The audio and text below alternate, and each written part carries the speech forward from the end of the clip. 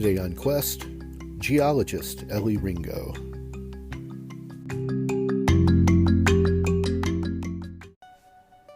Life is a quest for logic and reason. It is a quest to find balance between science and faith. Life is a quest for knowledge and understanding. But most importantly, it's a quest for personal discovery. Whatever your quest, knowing yourself is the beginning of all wisdom. Welcome to Quest.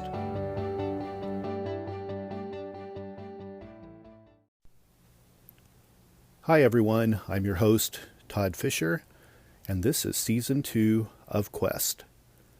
For those of you that might be new listeners, let me tell you a little about me. I'm the founder of Metacortex and the author of the best-selling book, Metacortex: The Grand Design. I'm a philosopher, a theorist, and a metaphysicist. I'm a perpetual pupil of theology and an expert in comparative religious study. I've also extensively researched the mind-body connection, anatomy, and physiology. I'm a researcher and a storyteller. And in order to tell this story, the research is necessary, and part of the research is the search. And that brings us to why I created the Quest podcast. A quest is a search for something, and this podcast will show you how we know what we know through interviews with people that have incredible stories of dedication and perseverance. To me, curiosity is part of what makes us human, and there's still so much we don't know. There's joy in discovery. It's what drives us. It's our quest.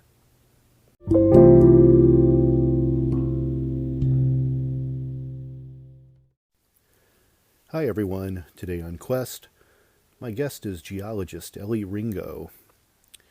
We get into a discussion about rocks and crystals, and really she's going to fill you in on everything you need to know about rock collecting and all types of things related to rocks. I know it sounds boring, but it's not. It's really pretty incredible. I wish I had a rock collection when I was young. I didn't really have one, so it's been fun to ask her about kind of all the things that I really wanted to know about geology growing up. So it's really informative and it was really fun. She's got a great personality, and I think you'll really like this interview.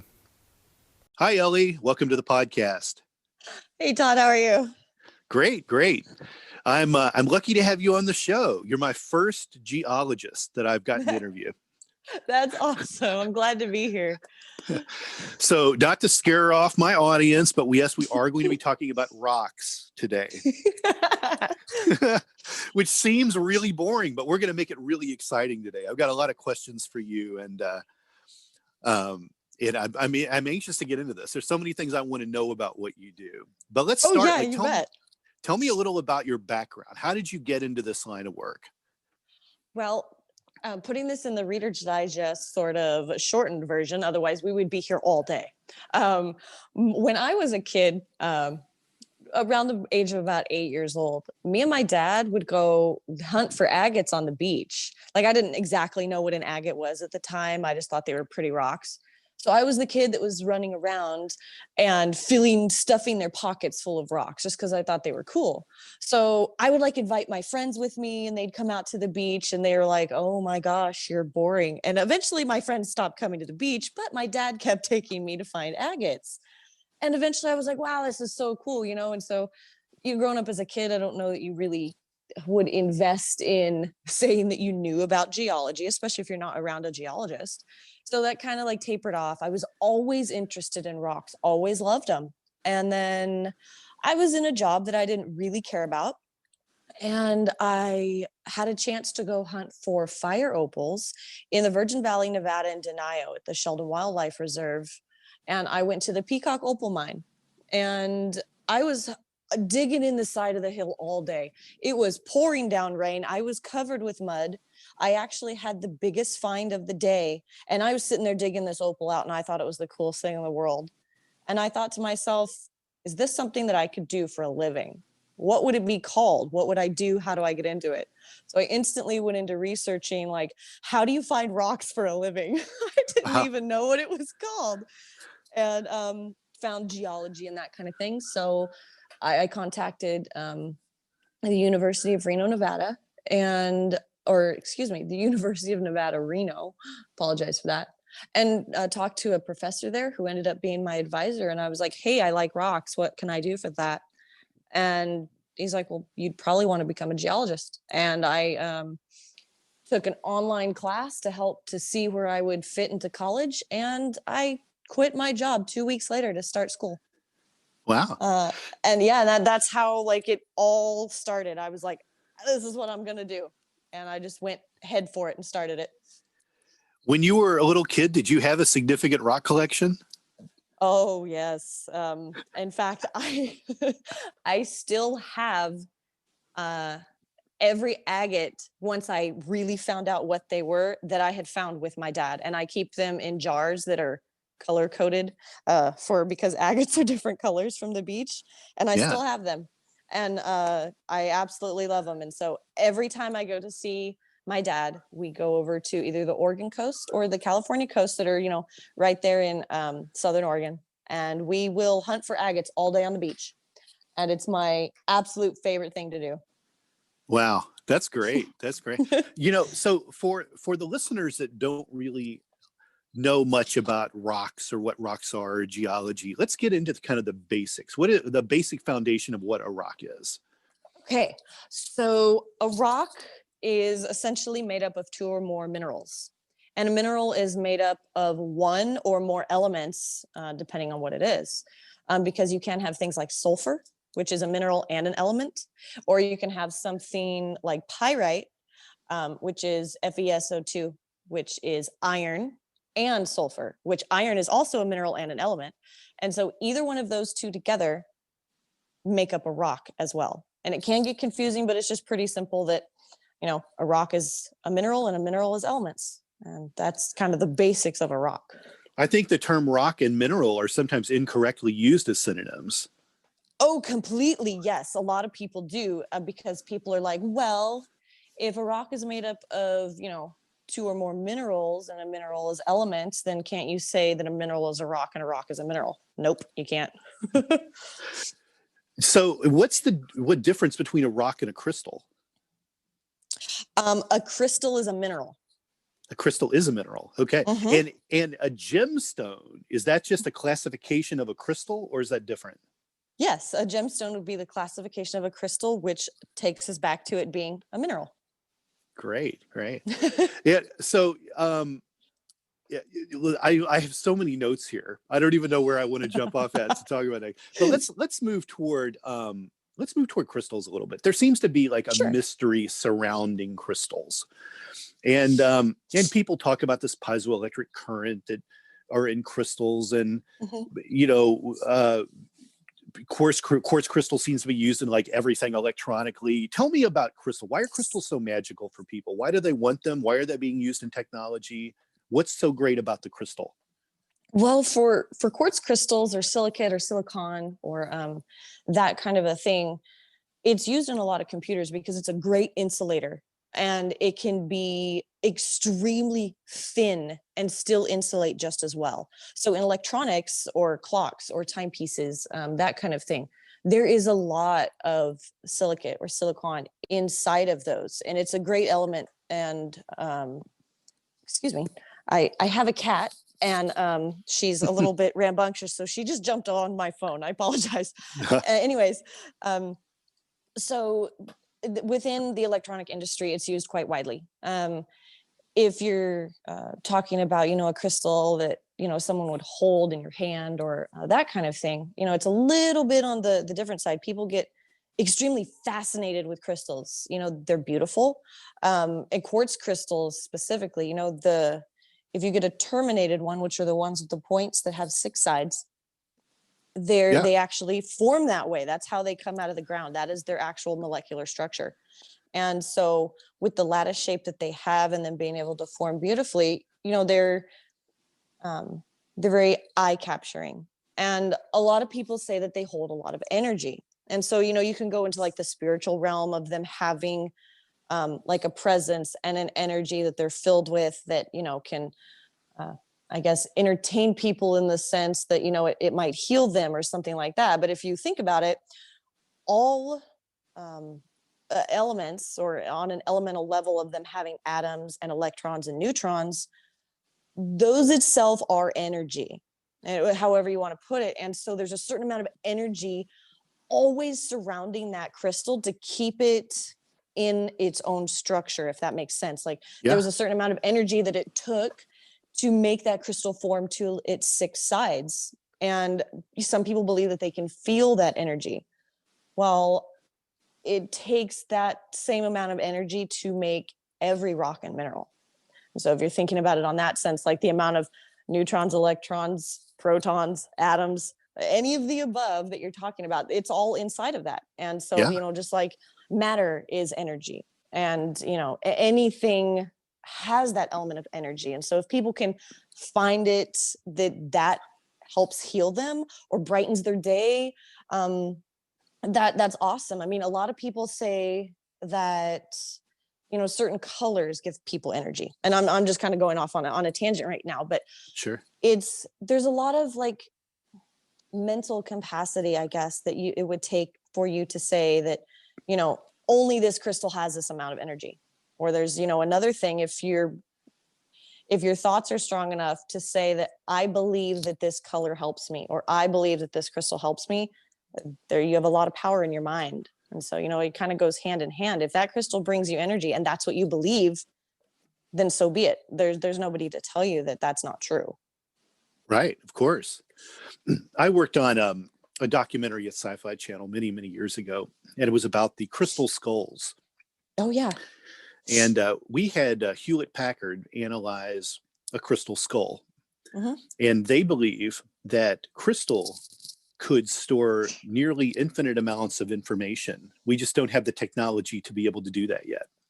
What are your feelings on that? Do you think things like that are possible? Could a crystal be used for communication or storage, or maybe there is something stored in them already? Well, I guess going back to the scientist in me, I would need to, I have a lot of faith myself. I believe in God, whether that is, juxtaposed or taboo for some people, but that is my own personal belief. However, the scientist in me breaks it down to an elemental form again, where I'm going back to, okay, I know that there's a certain amount of energy that it takes. And I believe that, I guess, the larger the crystal, the more energy that's inside of it.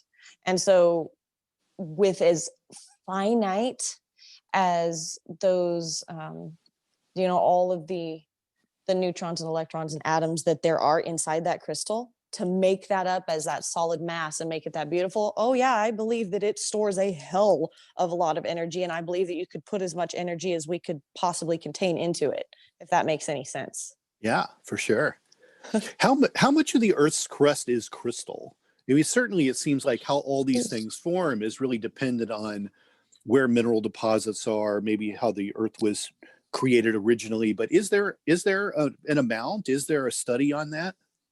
Well, I guess it would come down to more of like an elemental form. Like if you're thinking, because there are certain minerals that make up the Earth's crust. Like feldspar specifically, the Earth's crust is made up of over 50% feldspar. And so, and there's a certain amount of quartz that it's also made up. My professor used to tell me in college, he's all, when you die, there's no chance in hell that you're not going to land on a piece of quartz or a piece of feldspar when you die. He's all, it's everywhere. And he's all, you can't get away from it. And as far as saying that it's just made of crystal, because that comes hand in hand, some things have a perfect crystal form and some things are massive. But as far as it being an elemental form, our crust, I think, of quartz itself is like on the 36% range, and feldspar being, like over 54%. And then, other elements make up the rest, or other minerals make up the rest of it, and so on and so forth. I'm curious. So, mountains are obviously essentially just a rock. Mhm, And I imagine as a geologist, you probably work within certain depths to find what you're looking for. I'm mhm, not sure exactly on the process of all that, but if you were to go, I'm curious, if you were to go the deepest parts of the ocean and mhm. you were to look at what's in the crust, are you going to find the same kinds of things you find on the surface of the earth? Yes, You like will. the Marianas Trench is the deepest place that you can get to, and they've actually done like mud logs and mud cores and that kind of thing. And the elements that are in there are the exact same elements that you're going to find everywhere else that are in most rocks. They're just in a very um, a ground up state, very powdered, very clay, very compact. But they can see the change in Earth's history going down because it's a subduction zone in that area. So the Earth is constantly moving and drawing in the rest of the Earth. I'm using my hands right now, and I'm really good on like a whiteboard drawing this all out and trying to describe it is difficult. But there are all of the same elements. You're going to find them right there. I mean, they've gotten cores in that area where they can, track how much the poles have changed and, our magnetic declination and that kind of thing. And so, all of those elements are inside of there. Can you find diamonds or gold underwater in that Um, regard? Is that there too? well, in that sense, I guess it could be, but it would be so finite that there would be nothing that would be feasible in that area. I mean, like diamonds specifically, they come from kimberlite tubes, and those are old volcanic tubes that have specific batches of minerals, mainly carbon, that has gone under immense pressure and intense heat because of the volcano. And so they're kind of stuffed in the sides Sure. um, of the hill. And so to find diamonds there, not necessarily. However, like if you're gold could be a possibility. All of the elemental minerals like copper, silver, uh, zinc, iron, that kind of thing, you'll find all of those as well. Those are all going to be there. But as I'm swapping subjects right now, but if you're talking about diamonds, if you've looked at all at the ice cores that they've done, like in the North Pole or Antarctica and stuff like that, there are actual microscopic diamonds that they find in the ice cores that they believe were from, like the first ice age that were actually rained down from space. I know it sounds kind of crazy, but it's like, that's amazing. And there's so much scientific evidence that backs this up. I was blown away when I first found that out. Wow. What about lava rock? Lava rock is essentially still rock, right? Volcanoes are creating rock, but lava rock seems so different than a normal rock I would find. Yes. How are those properties different? I also hear that lava rock shares similar properties as crystal too. I'm also curious, is pumice actually lava rock or is pumice something different? Okay. We'll take this one at a time. Yeah, Yes, lava rock is rock for sure. Like when you talk about, spewing lava in, we're going to use Hawaii for a good example because everybody knows that. And there sure. is rock that's constantly being formed. That's brand new, right? It's the youngest rock essentially in the world that comes out of volcanoes, and it's cooling in the ocean or as it flows down the volcano. The crystals in that, everything in it is the same type of thing that you're going to find like in a granite. Um, but they're so fine that you can't see the individual crystals. And so the lava rock essentially that's spewed out, if it's not a pyroclastic flow, which I can get into later, which is basically an ash that comes out very quickly, very heavy. Depending on how fast it solidifies is how big the crystals will get. Well, the Sure. basalt lava that's coming out of like volcanoes in Hawaii, the mineral grains in them are basically microscopic. And so, there's a lot of olivine, there's a lot of hornfels, there's a lot of hornblende, there's um, things like that are really dark mafic minerals that make it that dark color. The same thing with what did you say? Pumice, or did you say scoria? Which ones did you say? Pumice. Pumice. Yes, pumice is it's a volcanic rock. It has, oh gosh, depending on where you find it, it's essentially obsidian that has a lot of gas in it. It's glass. Pumice is basically glass with a lot of air bubbles. That's why it floats. Yeah, it's the only rock that floats, I believe. Is that right? Yep. I know there are some clays that float, but that's only until they get waterlogged because of the pore space. More pore space they have, the lighter they are, of course, they'll float for a second and then sink. But yeah, pumice, because of its air bubbles, its texture and that kind of thing, yes, it floats. Interesting. Tell me, what's the difference between fossils and rocks? A fossil is some kind of a carbon-based life form that was replaced. Like taking petrified wood, for example, it was a tree, which is, a carbon-based form, and it was buried. And when it got buried, it was devoid of oxygen and things that would have allowed it to decay very quickly. So, mineral-rich fluid will flow through the ground and start to replace any of that carbon base. So the wood fibers and that kind of thing over time will slowly be replaced by different minerals.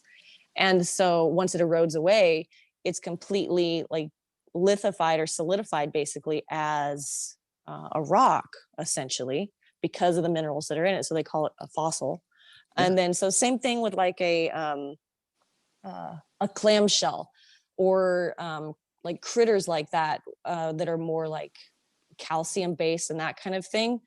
The silicate will come in again if it's been buried, it can't decay, that kind of thing, and replace the shells or the form in the body with something that's hard that can't decay anymore or can't be weathered away by water and oxygen.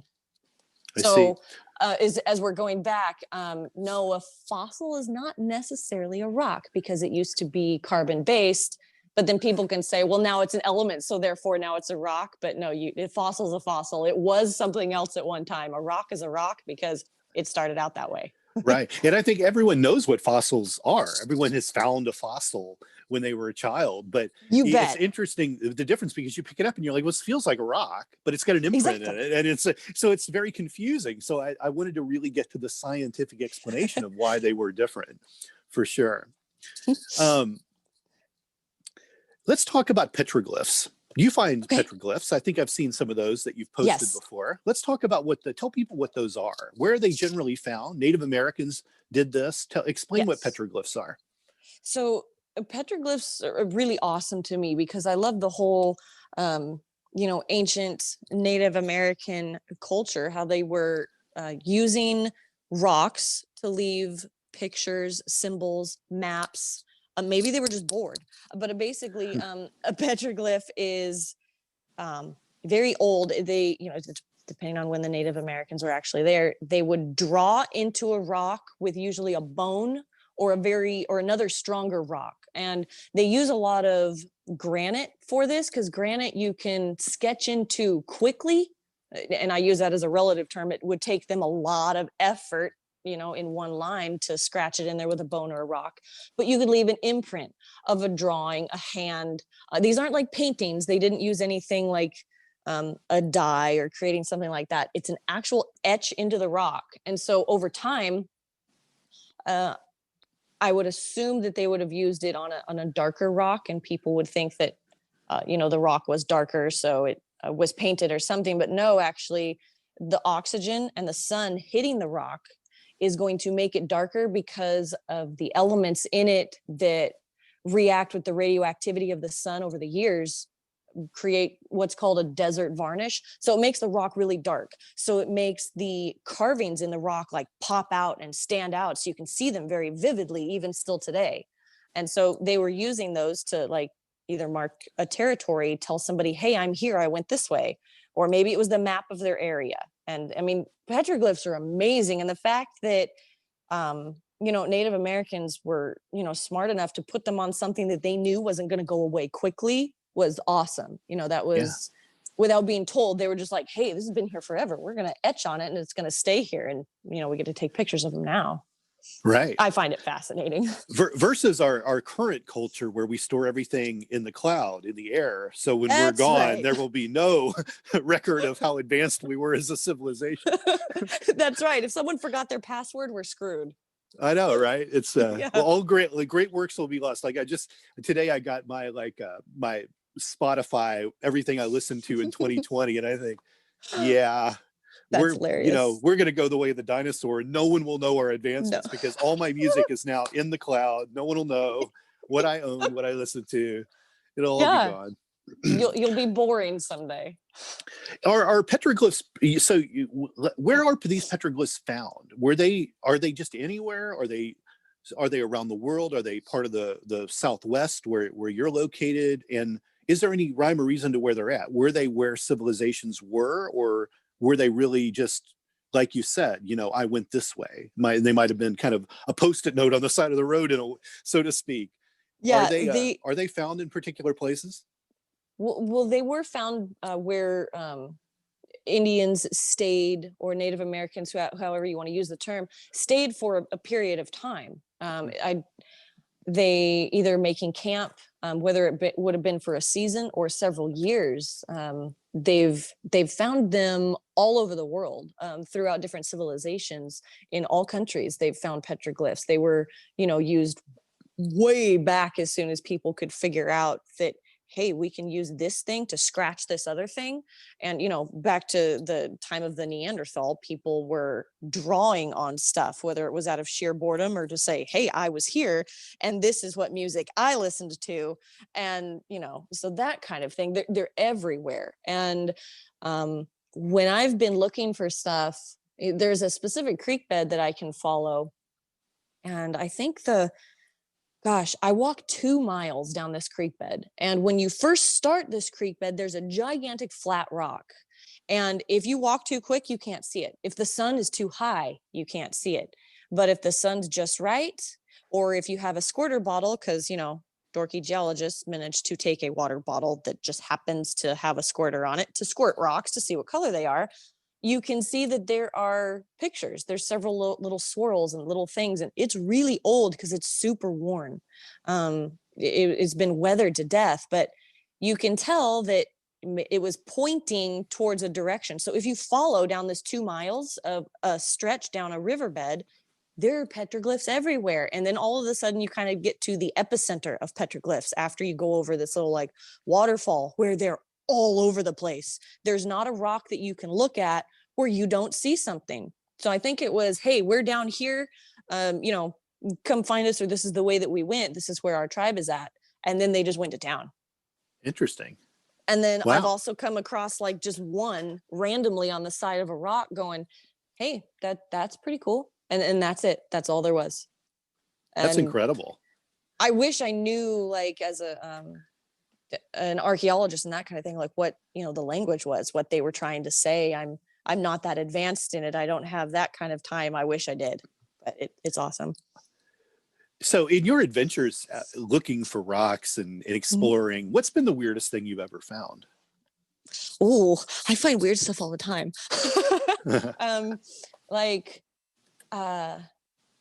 Well, I've definitely been real scared, in both the sense of walking up on, it was a side of a hill I was in Nevada, and it was near Ruth, Nevada. And there were some hills out there, and there was this awesome metamorphic rock, and it was really cool. And it had these zebra stripes through it. I was like, I bet this came from the top of the hill. I'm going to go check it out. Well, as I did, there were 2 gentlemen up there that weren't happy to see me, and they were looking over a grow, and they had guns, and they basically pointed at me and then pointed right back down the hill. And I was like, oh crap. So I left. And so that was a very interesting human interaction. Some cool rocks that I've found, were usually rocks that I didn't even imagine were in the area. I've found petrified dung before, and I'd never found that. I found actually it was a camel fossil, and it was from, I guess, really old camels. That it was in Nevada also. And I couldn't believe what it was. I was like, hey, this is so cool. And I was a student and I showed it to my professor and they're like, yeah, that's just this and that. And I was like, what? It's not that cool. And then there's also been things where I still have rocks and minerals that I can't identify. I don't know how. I've never seen anything like it, and neither have other people. So I guess putting it in the right hands would be, an awesome thing to do. Wow. One time I was making a documentary for Sci-Fi Channel on the UFO crash at Roswell. Oh, so cool. I was in Roswell, New Mexico, and I was out with the team getting B-roll for the documentary. And two interesting things happened. This isn't as good as your two guys with guns story, but we were shooting the desert, and it seemed like the sand was moving, and it was the oddest thing. And we were like, "Is this like a cloud? Like we're seeing like the shadow of a cloud, or like is it just so hot we're seeing? What is it we're seeing?" And it was all tarantulas, hundreds and hundreds of tarantulas, all moving across the sand. Holy crap! Oh my gosh, that's awesome though. Yeah, I'd freak out too. The director of photography had a spider phobia, and he immediately completely freaked out. And I'm like, dude, you're in a car, like just shoot out the window. Well, we got to get this. This is great. And it's going across the trail in front of us. Yeah. And one of the tarantulas leaps, just springs like really fast, like a foot in the air, and lands on this rock. It's like it's on lookout. And like it's like an air traffic controller just bringing everyone across the road. And we followed these tarantulas going across the road. I'd never seen so many before. It was incredible. And also, while we were out there, we found a weather balloon. Oh my gosh! Wow, you really had it. Holy crap! Which was hilarious. And both of those pieces of footage made it into the documentary. Have you ever found a meteorite? I have not. I thought I did at one point, but you can do scratch tests, on a rock. There are different ways to test elements, of course, and it didn't meet all of the criteria. I still have it. I'm pretty sure it was just magnetite, which can fake a lot of people out to be a meteorite. However, at the moment, I'm in the process of trying to raise money so that I can get like this bomb ass metal detector that really distinguishes between that, so that I can go up to the areas where some people have said, hey, you can go find a meteorite here. And I was like, that would be awesome. Do I take a magnet? And they look at me like, are you retarded? Like, you need a metal detector. I was like, oh yeah, okay. I was just kidding. And so working on it. I'm curious, I have, we're going to move into kind of a philosophical part of this interview, but I sometimes it sometimes bothers me a little bit when I see people taking crystals out of the crust of the earth. Okay. There's always this theory of the living planet, and there's a lot of people that kind of subscribe to this, and it's actually becoming a growing movement within physics. And people are thinking about treating the planet as if it's living, as it is a living world. And I sometimes see, a news article about someone in Zimbabwe that finds a giant garnet and they're holding it above their head, and the government is going to pay this guy, $5,000 for something they're going to turn around and sell for $5 million. And, and I see, and they hold it up, and like, I cringe, because it's like, oh, it's like you just took an organ out of the earth, And, and I have mixed emotions one way or another on how I feel about this. And I see crystals for sale everywhere. And it's fine, and people use them, and I feel kind of the same way you do. People can pull an energy from it, that's great. I'd love to see science back that up, that crystals could be used to heal people or communicate something. But I can't help but wonder about kind of this theory of erosion and what's happening on the planet. So I think erosion is interesting anyways, because it happens all the time. It happens with air and water and weather occurrences, and we see mountains getting worn down and water tearing through things, and this happens quickly and over long periods of time. And I think large rocks and crystals are broken into smaller ones, and those eventually become smaller pebbles and finally become sand or dust. I mean, this is pretty accurate what I'm saying. This is the rules of erosion.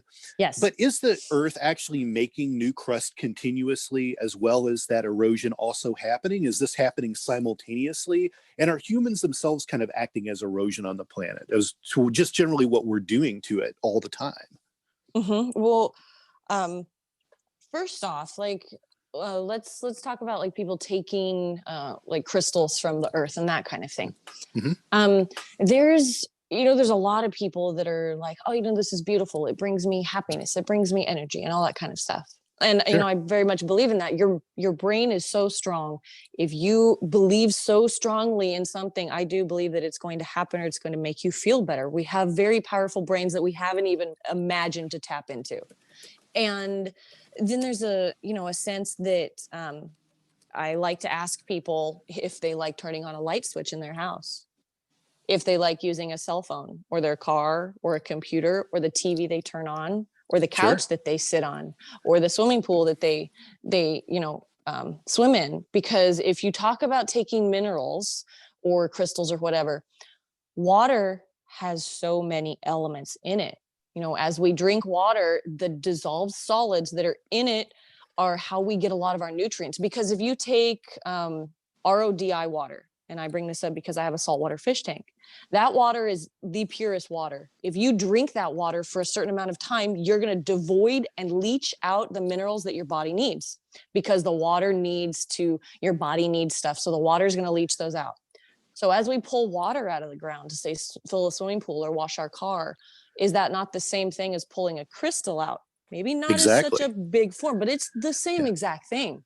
Yeah. And we use all of this every day. So people that say, oh my gosh, you're robbing the earth, then I'd like to, say to that person, then don't buy a pair of shoes, don't buy clothes, Right. don't live in a house, don't drink water, don't use a cell phone, and be a naked person out in the world. And you tell me how long you last. Right. But as far as like overdoing it, yes, there is a lot of overdoing it. There's a lot of waste, and people could simplify things so that they aren't wasteful. That, that's like a huge kind of goes hand in hand. And so, there's a lot of that. But as far as our earth, like remaking things, we constantly have plate tectonics. The earth is made up of, 7, I think it's, somebody's going to probably call me out, but there are a lot of large tectonic plates that the earth is moving on constantly. And we constantly have subduction zones, which are basically sucking in earth into the ground and pushing it underneath of a different part of the earth, and it's popping up something on the other side. So that's how we have like orogenies, which are mountain building events, and they have to do with our plate tectonics. And so our core is solid, and then we have all of this magma and lava over that, and then we have our crust. Well, every time that a volcano erupts or something happens, yes, we're making new rock, we're making new crystals. Every time that lava erupts and then gets buried, and then there's secondary mineralization, yeah, this takes thousands of years, but it happens, and it's happening all the time around us constantly. And so we're constantly making new rocks and new resources like that. Will we eventually run out? Yes, it's not perpetual. It's not going to continually be able to be there. But, in our lifetime, the next generation, thousands of years from now, who knows? It's Sure. how fast we go through it. But we're constantly making new, but we are definitely using up more than we're making. And I probably diverted greatly from the subject, but that's kind of how I feel about that's all great. You got everything. You touched on everything that I wanted to. I once met a guy who made concrete for a living, and he said he was really essentially just making rock. Is that accurate to say? Is concrete really rock? Yeah, I mean, you're using everything that the earth is providing, and you're making a very ugly rock, but you are essentially using little pebbles, sand, silts, clays, reactive agents that you mix with all of those to make it get hardened, which are different other elements that are creating a very ugly rock, essentially. So yes, you are making rock. It's just, I'm not a big fan of concrete unless it's like got something over it. But yeah, he's not lying. Interesting. Huh. And I would have thought maybe the difference would have been, like just how dense or compressed a rock is versus concrete. Concrete seems soft to me, but I guess in reality, there are soft rocks too. I mean, sandstone is very brittle. So yes. I guess it does make sense that concrete is really just humans creating rock, I suppose. Yeah, they're doing the best they can. It's interesting. It's interesting for sure. Wow. This has been really interesting talking to you about this. Do you have a favorite rock? Do you have something that is a favorite you tend to look for or collect? I would say I have a lot of favorite minerals. Like I don't really have a favorite rock. Rocks are awesome, but they make up our mountains and stuff. But geez, there are so many minerals. Like I really love calcite. It comes in so many colors, so many different varieties. But I also really love like microcrystal and quartz, which are essentially our jaspers, our agates, that kind of thing. And I love shiny, pretty things. And then most of the blue rocks. And so I don't have a favorite mineral. I'd love to say that I did, and I can't just put my finger on one going, yeah, I like that one, because in 2 seconds, I'm going to really like another one. You're in Arizona, is that correct? Yes, that's correct. Yeah. So that's rock hunting playground in the Southwest for sure. Where would you like to go to? If you could go anywhere in the world to look for rocks or crystals, where would you go? So hard. I have a lot of places. I would love to go to Peru again to see the colored mountains.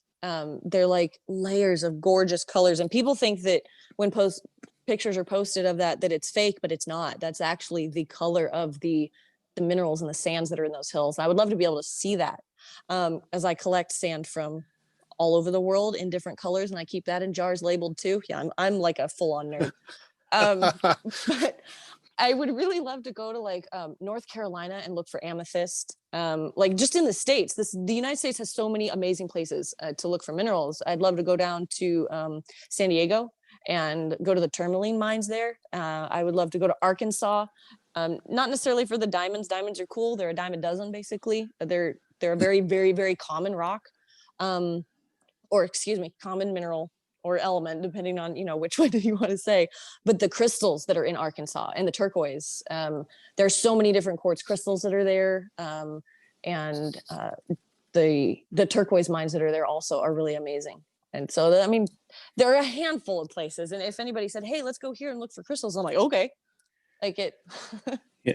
How do you if you want to give advice to someone listening who wants to get into rock collecting, how does someone start doing this? Well, yeah, I get that actually a lot from people. People love to send me like, hey, where can I look for rocks? Like on my Instagram and stuff. And it depends on their area. But the best place for someone to start, if you have any kind of hills around your area, granted, if it's not just all an alluvial fan, which you can still find stuff there, but like the base of the hills is the best place to start to look for rocks. Research your area as best you can. Find a rock club. There are, a lot of that kind of stuff. Ask around, get other people to, join you and look for rocks. Don't go alone. Always take someone with you, because you might be in an area where there's no service, unless you're like me, which I'm going to go anyways, but that's just who I am. I not necessarily don't do what I do, just do what I say sort of thing.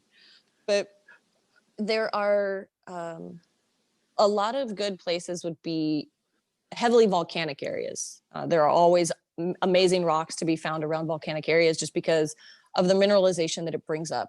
And batholiths are a great place, which are essentially giant bodies of granite. And so within that, there's a lot of different rocks that you can find, or minerals there too. Sure. There's so many places. It's just a lot of research, I would say, and join a rock club or ask somebody like me.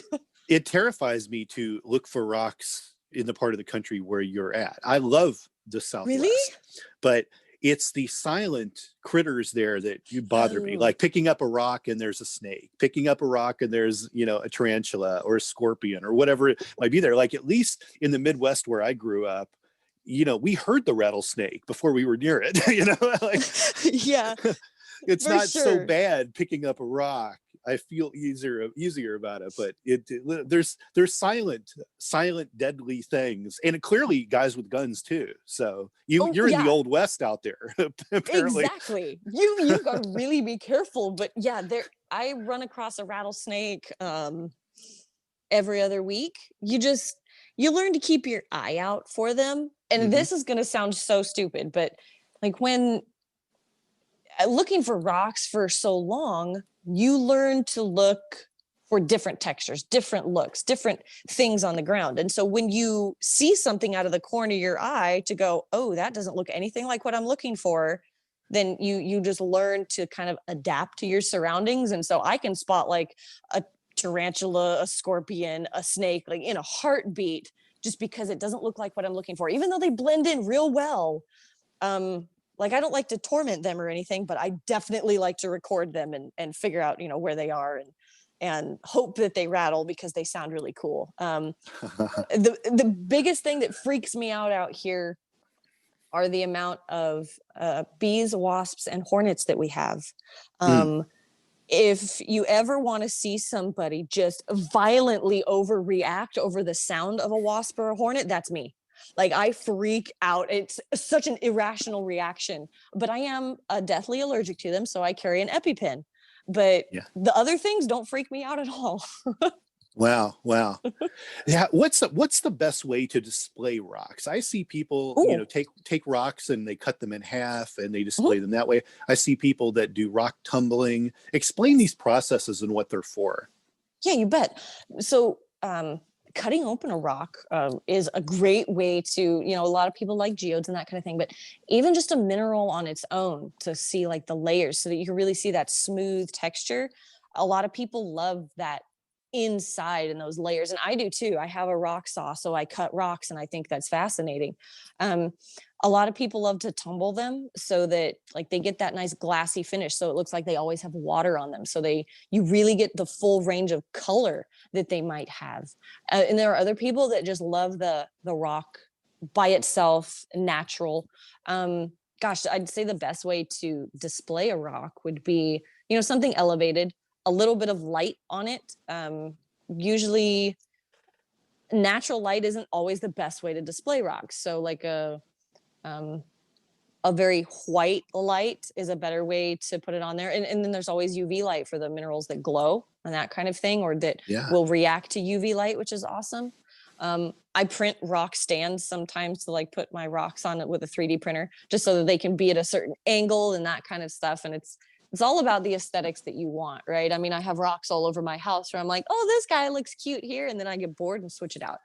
But it just all just depends on what you want.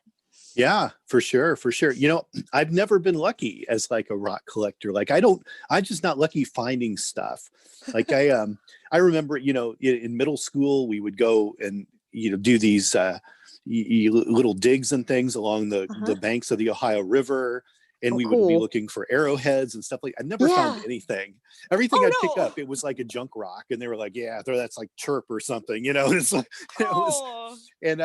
I've never been lucky finding anything. There's people that pick crystals and arrowheads, all kinds of things out of the ground all the time, and I'm just never tuned into it for some reason. It's weird. It's weird. I'd like to be better at it, I mean, for sure. I'm coming to you for a crash course. Yes, I've been needing an excuse to come out. If you want to get out in Southwest. the desert, come out in the desert. We can go walk around. I promise you can walk behind me. That way, if there is a rattlesnake, it bites me first. Oh, and all right. we'll make sure that we do this the right way and get you more in tune. But I think this goes back to like people having energy with rocks. Yeah. Like I tell people, if it is out, if somebody says, hey, there's such and such over there, and we've looked for it, but we can't find it, but people say that it's over there, I will find it. And I'll usually be the first person to find that. And it's just something that I have a good energy about it. And this sounds really crazy, but we were walking around in Colorado, went for just a trip up there to go look at some petroglyphs that were in Colorado, that were actually in sandstone, which is a really weird place to leave petroglyphs, but whatever. We're walking along this trail and we had passed like 50 people for like a total of a couple miles. And I'm walking there and I'm just looking at the ground because I'm always looking at the ground. And I yelled my boyfriend. I was like, hey, check this out. He's like, what? I said, look, I found an arrowhead. He's all, you what? And he turned around. He's all, you're lying. I said, nope, look. He's all, there must have been 50 people on the trail. I was like, yeah. He's all, how'd you find it? I said, I was looking at the dirt. He's like, oh my gosh. And so it's like one of those things, like, if you believe it enough, and you want to find it, you're going to. And I've always had that tenacity to do that. And so I think that the rocks like me, so I find them. As lame as that sounds, I think that's true. I think there's something to that. I'm all for looking at those possibilities, how humans are in tune with certain things. It's really interesting. And some people just aren't, but they're in tune with something different. And that's kind of the metatomics world that I've built here, is trying to interconnect these things, figure out this giant puzzle of why these things are. Elley, it's been a pleasure to talk to you. This has been a really fun interview. Tell people how they can find you out there on the interwebs. I know I found you initially on TikTok, but you have all kinds of stuff out there. So tell everyone how they can find you. Yeah, so through basically every social media platform, Facebook, Instagram, Twitter, Snapchat, TikTok, and my website and YouTube is all Elley Knows Rocks. And on all of those places, that's my platform. And so you want to come look me up, that's how you can find me. It's very easy. Perfect. Well, thanks for doing this today, and let's try to talk again one day. Yeah, for sure. I would absolutely love to. Thank you so much for having me on. I really appreciate it. Yeah, no problem. We'll talk soon, okay? Okay, bye-bye. Bye-bye.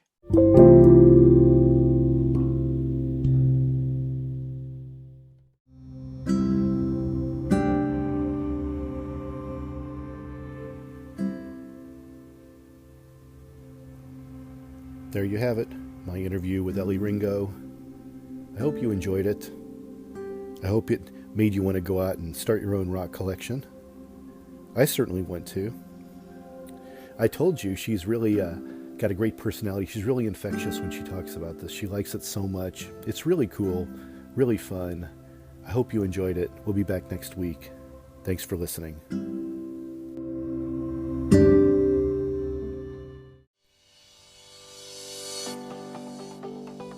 Thank you for listening to Quest. Please be sure to rate and review this podcast. This podcast is produced by Todd Fischer and distributed by Metacortex Publishing. This podcast is copyright. Any previously trademarked or copyright content is used by permission. Be sure to visit the official website for the International Association of Metatomics at metatomics.org, or find us on social media for other unique content. And make sure to pick up a copy of the book that started the spiritual revolution, Metatomics: The Grand Design, available for sale online and at most major bookstores.